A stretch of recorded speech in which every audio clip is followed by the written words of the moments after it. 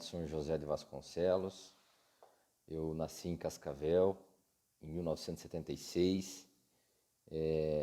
Morei no bairro Alto Alegre a maior parte da minha infância e da minha adolescência.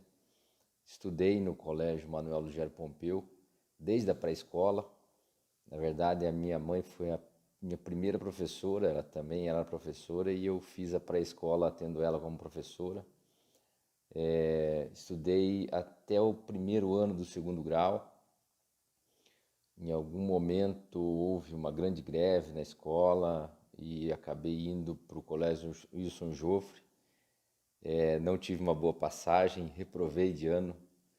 Voltei a estudar no colégio, já acredito que estava mudando de nome, tinha uma separação entre o Colégio Padre Carmelo Perrone. E aí no terceiro ano do segundo grau, acabei indo fazer o terceirão em Curitiba e acabei passando no terceirão, tentando vestibular de engenharia civil. Mas eu me lembro muito do colégio. Quando eu comecei a estudar aí, o colégio ele era de madeira, muito próximo à rua Cuiabá. Ele tinha um pavilhão só de madeira e para cima era um campo, um descampado de terra, onde a gente jogava bola, era um poeirão, não havia nem muros, eram cercas. Quando não, no fundo, acho, do campo, na rua paralela, oposta a Cuiabá, era uma rua que é a Rua Vitória hoje, sem cerca, sem nada. Muito difícil, trabalhava muito, meu pai tinha um comércio no bairro,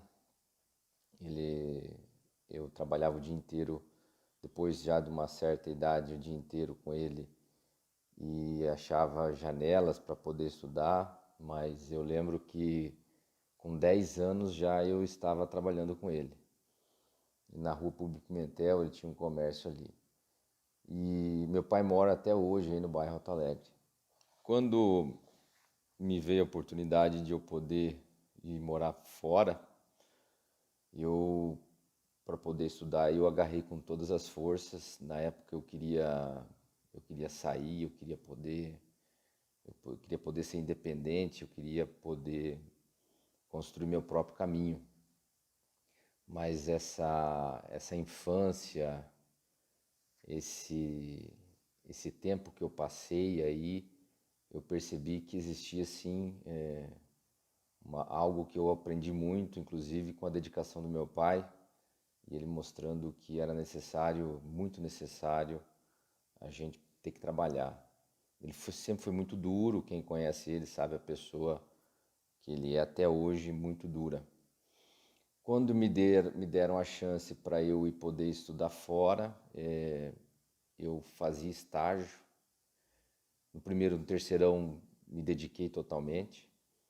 Quando passei no vestibular, na primeira tentativa, lembro como se fosse hoje, meu pai ainda falou que sorte, até porque a minha experiência na escola não era muito boa. Eu sempre passei raspando, reprovei no primeiro ano do segundo grau no São Jofre.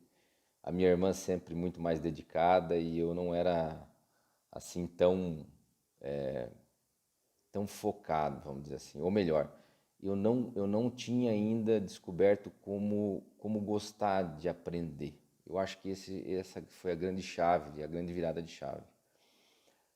Entrei na escola de engenharia, na faculdade de engenharia na Universidade Federal do Paraná, um vestibular muito concorrido na época, e acabei me formando no tempo necessário, até quase consegui me formar antes do tempo. Formado, voltei para Cascavel, comecei a trabalhar, e nesta busca, na época a engenharia não tinha emprego, era bem difícil. Nessa busca por emprego, por colocação, eu acabei descobrindo que eu queria abrir meus negócios, eu queria arriscar. E aí eu percebi que a coragem fazia parte da necessidade de crescer. Eu não tinha nada, não tinha condição nenhuma, meu pai também não tinha como me dar condições de eu começar a empreender. E eu coloquei na cabeça que eu iria montar uma empresa, peguei um carro, trabalhei 9 meses numa empresa, a empresa não me pagava o salário, estava muito ruim a empresa. Como eu era solteiro, não tinha muita dependência financeira, peguei um carro e fui para São Paulo. E encontrei uma pessoa lá e convenci essa pessoa a começar a vender os barracões que eu queria começar a produzir. E eu, em 2000, comecei a fazer barracões pré-moldados. Tive uma empresa na Tancredo Neves, ali na frente, onde é a Van hoje, que era Sul Brasil Pré-Moldados. E eu fazia os barracões aqui e vendia muitos barracões em São Paulo. Na região norte de São Paulo, consegui vender até 2010, mais ou menos, próximo de 600 obras. E com isso me deu condições de eu começar a rever e pensar em expandir e não ficar só dentro daquele meu negócio que tomava quase todo o meu tempo. Era uma dedicação imensa, eu tinha que fazer os trabalhos administrativos, ser dono da empresa, vender e muitas vezes acompanhar a produção e montagem. Mas logo que eu comecei, eu coloquei uma meta para mim. Eu falei, quando eu conseguir ter mais ou menos equilibrado, eu quero começar a viajar. Viajar, conhecer, expandir meus conhecimentos. E foi assim que eu comecei a me envolver com muitos treinamentos, principalmente no Sebrae. E nesta busca por treinamentos, eu, em 2005, mais ou menos, comecei a viajar para fora do país. E daí minha cabeça começou a abrir muito. Em 2007, eu fiz um MBA nos Estados Unidos, em Ohio. Difícil de pagar, caro, mas eu coloquei aquilo, priorizei aquilo antes de ter um carro, antes de ter algo melhor, uma casa. Eu falei, eu preciso ir, e fui para lá. Em 2007 foi o ano que entrou a grande crise nos Estados Unidos, o Obama foi eleito. Eu voltei de lá aceso, perturbado, e foi aonde eu expandi. Aí saí de uma fábrica de pré-fabricados, planejei abrir a concreteira, comprei uma franquia do Hotel Ibis, que nós temos hoje em Cascavel, abri a imobiliária e fiz uma sociedade numa construtora. E comecei a descobrir que a necessidade de eu começar a me preparar para fazer as coisas acontecerem sem a minha presença, cada vez exigia mais competência e qualificação. E aí entrava num ciclo virtuoso de entender cada vez mais, de querer saber cada vez mais, e aí que eu aprendi a gostar de aprender. Eu adorava ler, buscar informações, estar um passo à frente, descobrir o que poderia acontecer o ano que vem, ver as tendências. E nesse caminho eu me aproximei muito das entidades, comecei a participar de reuniões com os outros empresários, e aí comecei uma jornada muito grande em entidades do terceiro setor. Participei do Sindicato da Indústria da Construção Civil, o Sinduscom, que é pertinho aí do colégio, quase na frente. Presidi esse sindicato, fui presidente durante 3 anos. Fui presidente da Associação Comercial de Cascavel, diretor do Sindicato da Indústria Imobiliária, do Secov, vice-presidente da Federação das Indústrias, diretor do Sindicato dos Artefatos de Cimento, e aí acabei sendo presidente do Conselho de Infraestrutura de Curitiba do Paraná, da Federação das Indústrias. Acabei me envolvendo com a Ferroeste, fui conselheiro da Ferroeste, conselheiro do Senai, e aí afora, e acabei também sendo o primeiro presidente do Conselho de Desenvolvimento Sustentável de Cascavel. E cada vez que eu participava, mais eu me sentia competente para saber cuidar do meu tempo, para poder fracionar o meu tempo, para mim não abrir mão daquilo que eu mais gostava, que era de aprender. E aí, se você fizer uma analogia com o meu tempo de escola, não tem muito a ver, por mais que talvez, por mais que eu me dedicava o necessário, e algumas pessoas até acreditam que eu passava de ano muito meio sem me dedicar, mas eu não tinha muita vontade de estudar, não tinha muito gosto pelo estudo, mas ao longo do tempo eu fui aprendendo a gostar de aprender. E isso fez com que as coisas cada vez que você vai aprendendo, vão se conectando, vão se encaixando, você vai entendendo um pouquinho de cada coisa, vai sabendo um pouquinho de cada coisa. Agora nesta fase final da minha participação aqui em Cascavel, eu acabei assumindo uma Secretaria de Planejamento no município de Cascavel, o Instituto de Planejamento, o IPC, que é uma secretaria, a Secretaria de Planejamento, digamos assim, que faz o planejamento da cidade quando se fala de desenvolvimento econômico, dos arruamentos, das estruturas físicas, e fiquei até esse ano, até o comecinho de abril. E saí para a crise veio o Covid e eu acabei tendo que cuidar das minhas empresas. A crise afetou a todos e não privilegiou ninguém, então no meu caso a hotelaria também sofreu bastante.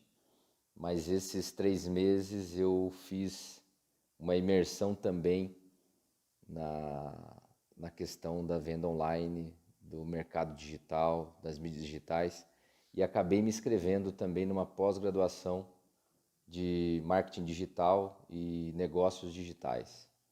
E cada vez mais a gente percebe que o mundo ele é online, ele é digital e ele não tem fronteiras, não tem limitador e não tem escolha de pessoas que possam entrar nele. Na verdade, está vinculado à capacidade de cada um de se aproximar do tema sem pressa e dia após dia entendendo um pouquinho mais do que é.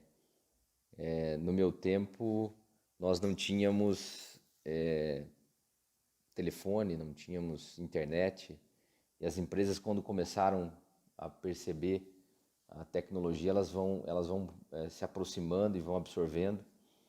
Mas hoje aquilo que nós temos do Facebook, do Instagram, acabou sendo algo que acredito que todos vocês tenham, e vocês percebem que isso entrou dentro das empresas, fazem parte do departamento comercial, e as empresas cada vez mais vendem pela internet. Daqui a pouco você percebe que uma pessoa de um bairro simples vira um influencer digital porque aprendeu a lidar com a ferramenta, a ter conexões com seus colegas, com a sua comunidade.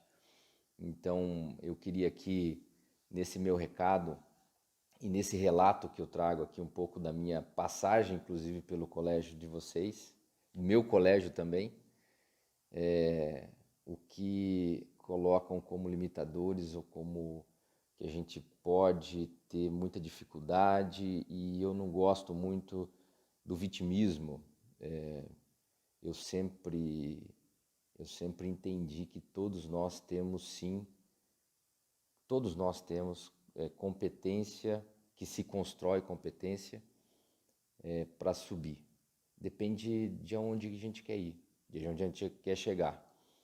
E acredito também muito que tem uma chave que em algum momento se vira da nossa vida, que ela está vinculada à internet, porque o conhecimento não tem mais fronteiras. Hoje qualquer dúvida, qualquer necessidade, qualquer busca, você tem livre acesso. Antigamente não se tinha isso. Você tinha que comprar um livro, você tinha que fazer um curso, você pagava muito caro. Hoje eu estou fazendo esse meu MBA, essa minha pós-graduação online, em casa.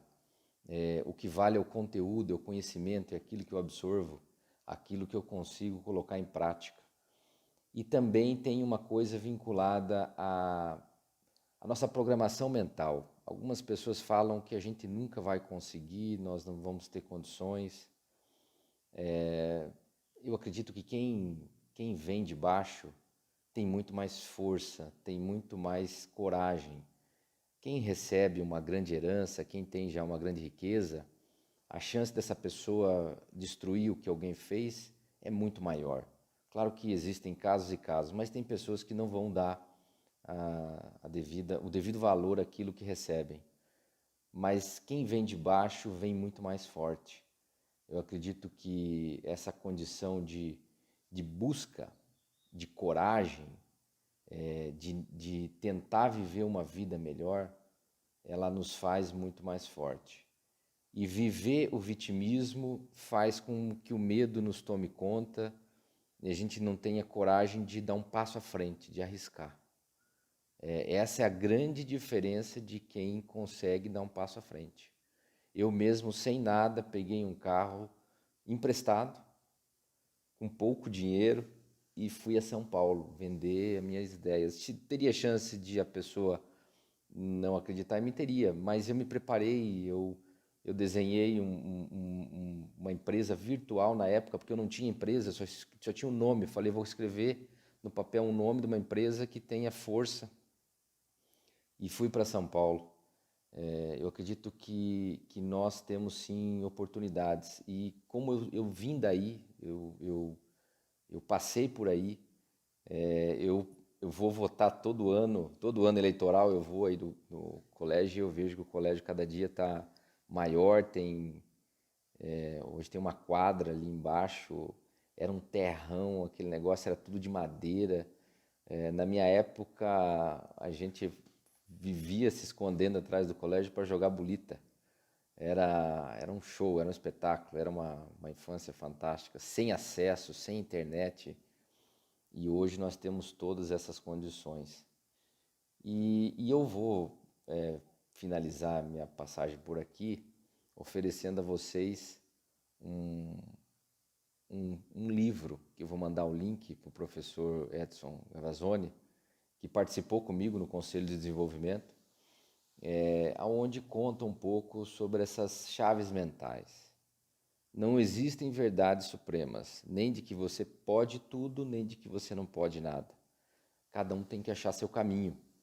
Mas o que eu posso garantir para vocês é que uma empresa vencedora e uma empresa perdedora, às vezes ela tem as mesmas mesas, os mesmos computadores. O que muda é o que está atrás da mesa. O que muda é a vontade de vencer, a coragem. Vocês vão perceber que muitos líderes, eles têm gatilhos mentais, eles têm postura, eles têm coragem, eles fazem mesmo quando não tem muita condição de acontecer. E eu acredito que cada um dentro do seu interior, dentro da sua forma de agir, com certeza tem capacidade de dar um passo a mais. E a gente também achar que tem que conquistar o mundo não é o caminho. Nós temos que achar nossa plenitude. Muitas vezes você busca uma meta para provar que pode conquistar. E você se sentir útil, se sentir produtivo, muitas vezes é o grande caminho da plenitude. Eu quero agradecer imensamente ao professor. Eu gostaria de ter mais tempo de contar vários detalhes aí da minha passagem pelo colégio. Pedir desculpa pela forma que eu estou em casa muito tranquilo, de camiseta, talvez deveria ter me preparado um pouco melhor, mas eu me sinto confortável porque eu estou falando com pessoas que eu sei de como eu fui, da origem, de como passou, de como eu passei. Minha mãe lecionou nesse colégio por muito tempo e eu passei a maior parte da minha vida aí como vocês no colégio aí, que eu tenho um carinho imenso por ele. Um grande abraço a todos. Vou deixar disponível meus endereços de redes sociais. Quem quiser entrar em contato comigo, sempre dentro do possível respondo. Estarei disponível sempre que possível para tirar qualquer dúvida e em qualquer momento poder ajudar dentro daquilo que for possível. Um grande abraço a vocês e muito obrigado.